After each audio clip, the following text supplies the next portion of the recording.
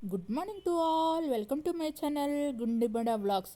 ఈరోజు అలనాటి నటీమణి వైజయంతిమాల గారి గురించి తెలుసుకుందామండి. 13 ఆగస్టు 1933న జన్మించారు.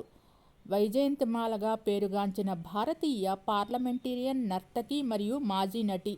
హిందీ సినిమా అత్యుత్తమ నటీమణులు మరియు నృత్య కళాకారుల్లో ఒకరిగా పరిగణించబడుతున్న ఆమె 5 ఫిల్మ్ఫేర్ అవార్డులు మరియు 2 బిఎఫ్జేఏ అవార్డులతో సహా ప్రశంసలు అందుకున్నారు. భారతీయ సినిమా మొదటి మహిళా సూపర్ స్టార్గా పరిగణించబడుతున్నారు.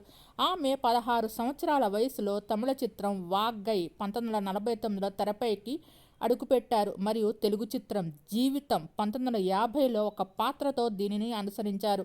హిందీ చలనచిత్రంలో ఆమె మొదట పని సామాజిక మార్గదర్శక చిత్రం బహార్ 1951లో ఆమె ప్రధానాంశంగా నిలిచారు మరియు శృంగార నాగిన్ 1954లో ఆమె పురోగతిని సాధించారు. వైజయంతి మాల తిరువన్నామలై, చెన్నైలో జన్మించారు. నటి, భారతీయ శాస్త్రీయ నృత్య కళాకారిణి, కర్ణాటక గాయని మరియు రాజకీయవేత్త. 1949 నుంచి 1970 దాకా సినిమాల్లో నటించారు. వీరి తల్లి వసుంధరాదేవి ఒకప్పటి నటి. పద్మ విభూషణ్ 2024లో, పద్మశ్రీ 1968లో, కలైమామణి 1979లో, సంగీత నాటక అకాడమీ అవార్డు 1982లో గాను అందుకున్నారు. పీరియాడికల్ డ్రామా దేవదాస్ 1955లో ఆమె తన పాత్రకు విస్తృత విమర్శకుల ప్రశంసలు అందుకున్నారు. అక్కడ ఆమె చంద్రముఖి, బంగారు హృదయం ఉన్న తవాయిఫ్ పాత్రను పోషించారు. ఈ చిత్రం మరియు ఆమె నటన చాలా ప్రశంసించబడింది. తర్వాత ఆమె గొప్ప పనిగా పరిగణించబడింది. దేవదాస్ కోసం ఆమె తన సహనటి సుచిత్రా సేన్తో సమానమైన ప్రముఖ పాత్రను పోషించిందని, అందువల్ల ఆమె సహాయక పాత్ర కోసం అవార్డును అంగీకరించలేదని పేర్కొంటూ ఆమె తిరస్కరించిన ఉత్తమ సహాయ నటిగా ఫిల్మ్ఫేర్ అవార్డును గెలుచుకున్నారు.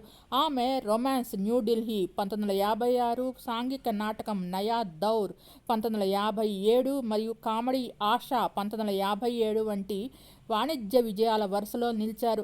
సాంఘిక నాటకం సాధన 1958లో ఆమెకు ఉత్తమ నటిగా ఫిల్మ్ఫేర్ అవార్డులు నామినేషన్ను సంపాదించబెట్టింది, మొదటగా గెలుచుకుంది.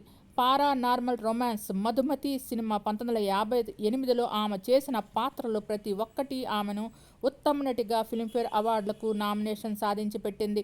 1960 దశకంలో క్రైమ్ డ్రామా గంగా జమున 1961లో వైజయంతిమాల ఒక గ్రామీణ పల్లెటూరు అమ్మాయిగా ధన్నో పాత్రను పోషించారు. ఈ పాత్ర ఆమెకు ఉత్తమ నటిగా ఫిల్మ్ఫేర్ అవార్డును అందుకున్నారు. ఆమె సంగీత శృంగార నాటకం సంగం 1964 కోసం మళ్ళీ అవార్డును అందుకున్నారు. ఆమె తన ఇమేజ్ని మళ్ళీ ఆవిష్కరించుకున్నారు. ముఖ్యంగా సినిమా పాత్రలో వన్ పీస్ స్విమ్ సూట్ కనిపించిన తర్వాత మిశ్రమ ఆదరణ పొందారు. వైశాలి ఆమ్రపాలి రాజవైశ్య నాగరద్విని జీవిత ఆధారంగా తీసిన చారిత్రాత్మక నాటకం ఆమ్రపాలి 1966లో ఆమె నటనకు ప్రశంసలు లభించాయి. స్వాష్ బక్లర్ చిత్రం సూరజ్ 1966లో, heist film jewel thief 1967, Bengali art film Hatey Bazarey 1967, action drama film Sangharsh 1968 మరియు ఎపిక్ ఫిల్మ్ ప్రిన్స్ 1969లో ఆమె చెప్పుకోదగిన విజయాలు సాధించారు. 1968లో ఆమెకు భారత ప్రభుత్వం 4వ అత్యున్నత పౌర పురస్కారమైన పద్మశ్రీతో సత్కరించారు. గన్వార్ 1970 చిత్రంలో ప్రధాన పాత్ర పోషించిన తర్వాత వైజయంతిమాల నటనా రంగం నుండి విరమించుకున్నారు. అప్పటి నుండి ఆమె తన నృత్యానికి ప్రజాదరణ పొందారు. ముఖ్యంగా భారతీయ శాస్త్రీయ నృత్యం యొక్క ఒక రూపమైన భరతనాట్యంలో ఆమె చేసిన పనికి మరియు తర్వాత సంగీత నాటక అకాడమీ అవార్డును అందుకున్నారు. ఇది అభ్యాస కళాకారులకు ఇవ్వబడిన అత్యున్నత భారతీయ గుర్తింపు. 2024లో ఆమెకు భారత ప్రభుత్వం అందించిన 2వ అత్యున్నత పౌర పురస్కారమైన పద్మ విభూషణ్ను అందించారు. వైజయంతిమాల గారు చెన్నైలో ట్రిప్లికేన్ పార్థసారథి దేవాలయం సమీపంలో ఒక తమిళ అయ్యంగార్ బ్రాహ్మణ కుటుంబం లో మండ్యం ధాటి రామన్ మరియు వసుంధరా దేవి దంపతులకు జన్మించారు. ఆమె ప్రధానంగా ఆమె అమ్మమ్మ యదుగిరి దేవి ద్వారా పెరిగారు. ఆమె మాతృభాష తమిళం. ఆమె తల్లి 1940లో తమిళ చిత్రసీమలో ప్రముఖ నటి. అక్కడ ఆమె మంగమ్మ శపథం బాక్సాఫీస్ వద్ద భారీ హిట్గా ప్రకటించబడిన మొదటి తమిళ చిత్రంలో ఆమె తల్లి నటించారు. 7 సంవత్సరాల వయసులో వైజయంతిమాల పిఎస్ 11 కోసం శాస్త్రీయ భారతీయ నృత్యాన్ని ప్రదర్శించడానికి ఎంపిక చేయబడ్డారు. ఆమె తల్లి 1940లో వాటికన్ సిటీలో ప్రేక్షకులుగా ఉన్నారు. Vyjayanthimala sacred heart higher secondary school, presentation convent, church park, చెన్నైలో చదివారు. ఆమె గురువజూర్ రామయ్య పిళ్ళై నుండి భరతనాట్యం మరియు మనక్కల్ శివరాజ అయ్యగార్ నుండి కర్ణాటక సంగీతం నేర్చుకున్నారు. ఆమె 13 సంవత్సరాల వయసులో తన అరంగేట్రం కలిగి ఉన్నారు మరియు తర్వాత తమిళనాడులో ప్రదర్శన ఇవ్వటం ప్రారంభించారు. ఆమె మేనమామ వైజీ పార్థసారథి 1938లో ఆమె తాత మాండ్యం ధాటి గోపాలాచార్య మైసూర్లోని నారాయణ్ శాస్త్రి రోడ్డులో వృద్ధాశ్రమాన్ని ప్రారంభించారు. వీరు ఉచ్చస్థితిలో ఉన్నప్పుడు వైజయంతిమాల అనేక వివాదాలకు సంబంధించి, ప్రత్యేకించి ఆమె సహనటులతో ఆమె తప్పుగా అర్థం చేసుకున్న సంబంధాల కోసం 1950లో చివర్లో వైజయంతిమాల దిలీప్ కుమార్తో గాసిప్ మ్యాగజైన్ల ద్వారా అనుసంధానించబడింది. ఆమె ఇతర నటీమణులతో పోలిస్తే ఆమెతో ఎక్కువగా నటించింది. దీని ఫలితంగా వారి మధ్య గొప్ప ఆన్ స్క్రీన్ కెమిస్ట్రీ ఏర్పడింది. తన హోమ్ ప్రొడక్షన్ గంగా జమున 1961 కోసం పనిచేస్తున్నప్పుడు కుమార్ ప్రతి సన్నివేశంలో వైజయంతిమాల ధరించే చీర ఛాయను ఎంపిక చేసుకున్నారు. 1960ల ప్రారంభంలో నటుడు రాజ్ కపూర్ సంఘం చిత్రీకరణ ప్రారంభించారు. రాజేంద్ర కుమార్తో పాటు వైజయంతిమాల మహిళా ప్రధాన పాత్రను పోషించారు మరియు కపూర్ స్వయంగా పురుష ప్రధాన పాత్ర పోషించారు. చిత్రీకరణ పూర్తి కావడానికి 4 ఏళ్లు పట్టింది. ఈ సమయంలో వైజయంతిమాల కపూర్తో ప్రేమాయణం సాగించిందని మరియు దాదాపు అతనిని వివాహం చేసుకున్నట్లు చెబుతారు. మొదట్లో ఆమె అతనితో విసిగిపోయి దూరంగా ఉంచింది. అయినప్పటికీ కపూర్ తన వైఖరిని విడిచిపెట్టలేదు. అయితే వైజయంతిమాల తన ఆత్మకథలో ఉత్తర భారతదేశంలోని వార్తాపత్రికలు తనను రాజ్ కపూర్తో ముడిపెట్టడం పబ్లిసిటీ స్టంట్ మరియు అతనితో తనకు ఎప్పుడూ సంబంధం లేదని పేర్కొన్నారు.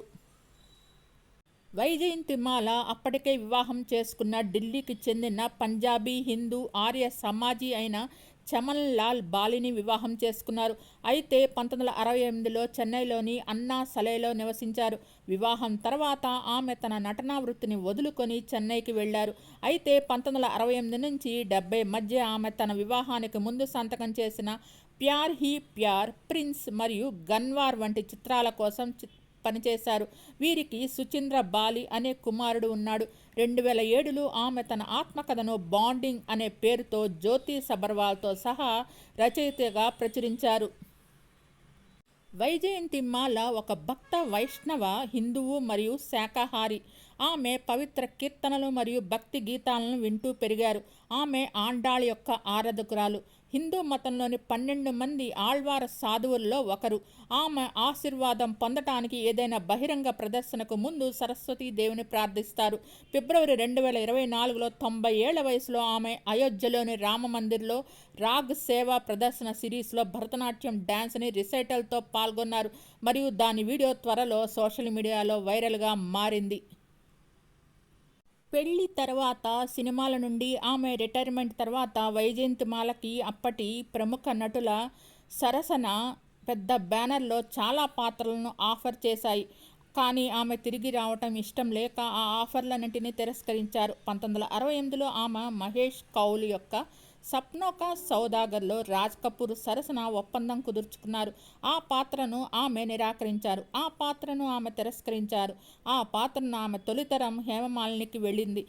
ఆమె తర్వాత హిందీ చిత్రాల్లో అత్యంత ప్రజాదరణ పొందిన నటీమణుల్లో ఒకరిగా మారారు. అయితే 1975లో వైజయంతిమాల దాదాపుగా గుల్జార్ యొక్క అంధీలో సంజీవ్ కుమార్తో ఒప్పందం కుదుర్చుకున్నారు. అయితే ఆ పాత్ర ఇందిరాగాంధీ వ్యక్తిగత జీవితానికి పోలి ఉన్నందున ఆ ప్రాజెక్టు నుంచి వైదొలిగారు. బహుశా వైజయంతిమాల తిరస్కరించిన అత్యంత ప్రసిద్ధ పాత్ర 1975 క్రైమ్ డ్రామా చిత్రం దీవార్. వైజయంతిమాల నటించిన 1961 చిత్రం గంగా జమున నుండి ప్రేరణ పొందిన ఈ చిత్రానికి యశ్ చోప్రా దర్శకత్వం వహించారు మరియు అమితాబ్ బచ్చన్ మరియు శశి కపూర్ నటించారు. ఆమె ప్రధాన నటీనటుల కోసం తల్లి పాత్రను తిరస్కరించారు. తర్వాత అది నిరుపమా రాయ్ వద్దకు వెళ్ళింది.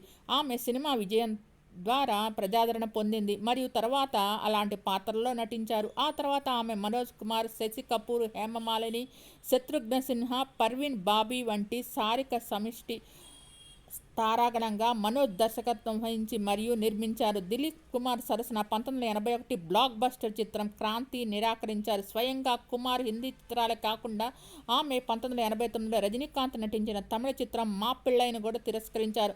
ప్రధాన పాత్రలో నటించిన రజనీకాంత్ మాట్లాడుతూ, మాపిళ్ళైలో సినిమాలో అత్తగారి పాత్రను మొదట నటి వైజయంతిమాలకు ఆఫర్ చేశారని, అయితే ఆ సినిమా నిర్మాత చిరంజీవి తనకు ఇవ్వడానికి ముందుగా వచ్చిన ఆమె తిరస్కరించారని, భారీ పారితోషికం నా సరసన విరోధి పాత్రలు నటించడం తనకి ఇష్టం లేదని, నాకు వ్యతిరేకంగా జరిగే పోరాట సన్నివేశంలో పాల్గొనడానికి ఎప్పటికీ అంగీకరించని తెలిపారు. వైజయంతిమాల తిరస్కరించిన అనేక చిత్రాలను అనుసరించి రిలీఫ్ నుండి దినేష్ రాజా మంచి డబ్బు మరియు కీలక పాత్రలు ఉన్నప్పటికీ తగినంత ఆకర్షణీయంగా కనిపించలేదు అని వ్యాఖ్యానించారు. 1969 నుండి విడుదలైన ఆమె చిత్రాలన్నీ ప్యార్ హోయా ప్యార్, ప్రిన్స్ మరియు గన్వార్ బాక్సాఫీస్ వద్ద భారీ విజయాలు సాధించాయి. గన్వార్ ఆమె చివరి హిందీ చిత్రం. వైజయంతిమాల భారతీయ సినిమా యొక్క గొప్ప నటీమణుల్లో ఒకరిగా పరిగణించబడతారు. 2022లో ఆమె అవుట్లుక్ ఇండియా యొక్క 75 ఉత్తమ బాలీవుడ్ నటీమణుల జాబితాలో స్థానం పొందారు. 1950 మరియు 60లో అత్యధిక పారితోషికం పొందిన నటి వైజయంతిమాల. 1954 నుండి 67 వరకు బాక్సాఫీస్ ఇండియా యొక్క అగ్ర నటీమణుల జాబితాలో కనిపించారు మరియు 6 సంవత్సరాలు 1950 నుంచి 59 దాకా, 1961 నుంచి 64 దాకా జాబితాలో అగ్రస్థానంలో ఉన్నారు. ది ఇండియన్ ఎక్స్ప్రెస్కి చెందిన అరుషి జైన్ ఆమెను భారతీయ సినిమా యొక్క మొదటి మహిళా సూపర్ స్టార్ అని పిలిచారు మరియు ఆమె 3 పరిశ్రమను పాలించిందని, మొదటి పాన్ ఇండియా స్టార్ అని పేర్కొన్నారు. 2007లో వైజయంతిమాల బాండింగ్ ఏ మెమోరియల్ పేరుతో తన జ్ఞాపకాలను విడుదల చేశారు. వైజయంతిమాల మన తెలుగులో 1950లో వచ్చిన జీవితం సినిమాలో నటించారు. మళ్ళీ 1950లో వచ్చిన విజయ్ కుమారి సినిమాలో నటించారు. వైజయంతిమాల నటించిన సినిమాల్లో ఇషారా, మధుమతి, సంగం, లడ్కి, మన మధురాయ్ మల్లి, విధి వైలాసం, గన్వార్, పార్వతి, పారో, ప్యార్ హీ ప్యార్, కవిత తదితర సినిమాలు ఎంతో ప్రజాదరణ పొందాయి. తొలుత దర్శకుడు ఎంవి రామన్ ఏవిఎం ప్రొడక్షన్ యొక్క వాగ్గై 1949లో సినిమాలో నటించడానికి గాను కొత్త ముఖం కోసం వెతుకుతున్నప్పుడు చెన్నైలోని గోఖలే హాల్లో వైజయంతిమాల భరతనాట్యం ప్రదర్శించడం చూశారు. వైజయంతిమాల తన మనవడు సినిమాల్లో నటించడానికి చాలా చిన్నదని భావించిన వైజయంతిమాల గురించి భయపడుతున్న ఆమె అమ్మమ్మను ఒప్పించడానికి ప్రయత్నించారు మరియు అది ఆమె చదువు మరియు నృత్యానికి కూడా ఆటంకం కలిగిస్తుంది. వైజయంతిమాల కేవలం 13 సంవత్సరాల వయసులో మోహన శివశంకర లింగం అనే కాలేజీ అమ్మాయిగా నటించింది మరియు సీనియర్ నటులు ఎస్వి సహస్రనామం, ఎంఎస్ ద్రౌపది, టిఆర్ రామచంద్రన్ మరియు కె శంకరపాణిలతో కలిసి నటించారు. ఈ చిత్రం పెద్ద విజయాన్ని సాధించింది మరియు 1 సంవత్సరం తర్వాత తెలుగులో జీవితం 1950లో పేరుతో కొద్దిగా భిన్నమైన తారాగణం అంటే సిహెచ్ నారాయణరావు, ఎస్ వరలక్ష్మి మరియు సిహెచ్ఆర్ ఆంజనేయులతో రీమేక్ చేయబడింది. ఈ చిత్రం విడుదలైన తర్వాత మంచి విజయాన్ని అందుకుంది.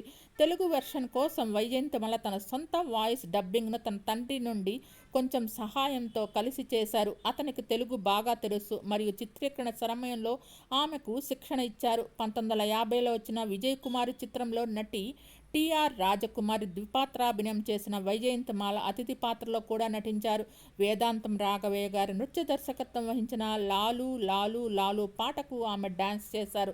చిత్రం వాణిజ్యపరంగా విజయం సాధించినప్పటికీ ఆమె పాశ్చాత్య శైలి నృత్యం ప్రజాదరణ పొందింది మరియు చలనచిత్రం యొక్క ప్రధాన హైలైట్లలో ఒకటిగా పరిగణించబడింది. దక్షిణ భారతదేశంలో ఆమె తమిళ చిత్రం వాగే విజయం సాధించడంతో ఏవిఎం ప్రొడక్షన్స్ 1951లో హిందీలో బహార్గా రీమేక్ చేయడానికి ప్రేరేపించారు. మరి మొదటి హిందీ వెంచర్ కరణ్ దేవాన్, ఓం ప్రకాష్ మరియు పండరీలతో మళ్ళీ ప్రధాన పాత్రలో వైజయంతిమాలను ఎంపిక చేయాలని నిర్ణయించుకున్నారు. బాయి సినిమాలో పద్మినిగా గుర్తింపు పొందారు. ఆమె చిత్రంలో తన పాత్రకు తన స్వరాన్ని డబ్బింగ్ చేసుకోవడానికి హిందీ ప్రచార సభలో హిందీ నేర్చుకున్నారు. ఆమె తన నృత్యాలతో సినిమాకు జీవం పోశారు. ఇది ఉత్తర భారత ప్రేక్షకులకు కొత్తది అని రాశారు. ఈ చిత్రం బాక్సాఫీస్ హిట్ తీర్పుతో 1951లో అత్యధిక వసూలు చేసిన 6వ చిత్రంగా నిలిచింది. 3 భాషల్లో తన తొలి చిత్రాల విజయం తర్వాత వైజయంతిమాల మళ్ళీ ఏవిఎం ప్రొడక్షన్ చెందిన అవిచి మయ్యప్ప చెట్టియార్ని నిర్మించిన బహుభాషా మొదటి వెర్షన్ తమిళంలో పెన్ 1954లో వచ్చిన ఈ సినిమాలో నటించారు. ఇందులో ఆమె నటుడు జమినీ గణేశన్, ఎస్ బాలచంద్రన్ మరియు అంజలీదేవితో కలిసి నటించారు. జేపీ చంద్రబాబు పాడిన కళ్యాణం వేణుం ఇన్స్టెంట్ హిట్ అయింది. రెండవ వర్షన్ తెలుగులో సంగం 1954 పేరుతో అదే సంవత్సరంలో ఎన్టీ రామారావు, వైజయంతిమాల, ఎస్ బాలచంద్రన్ మరియు అంజలీదేవి ప్రధాన పాత్రల్లో విడుదలైంది. తమిళం, తెలుగు సినిమాలు సౌత్ ఇండియా అంతటా పెద్ద విజయాలు సాధించాయి. ఈ చిత్రం మరోసారి హిందీలో కిషోర్ కుమార్ మరియు భరత్ భూషణ్ నటించిన లడ్కీ 1953లో. అయితే వైజయంతిమాల అంజలీదేవితో కలిసి అసలు చిత్రం నుండి తన పాత్రను తిరిగి పోషించారు. వైజయంతిమాల నృత్యాలు చలనచిత్రం యొక్క దయ. అయితే ఆమె నృత్యాల్లో దారితీసే సన్నివేశాలు ఎంత ఉద్దేశపూర్వకంగా మరియు స్పష్టంగా ఉన్నాయో చూడటం ఇప్పుడు అనుకోకుండా తమాషాగా ఉంది. వైజయంతిమాల చారిత్రకంగా ఈ చిత్రం 1953లో అత్యధిక వసూలు సాధించిన 2వ చిత్రంగా నిలిచింది.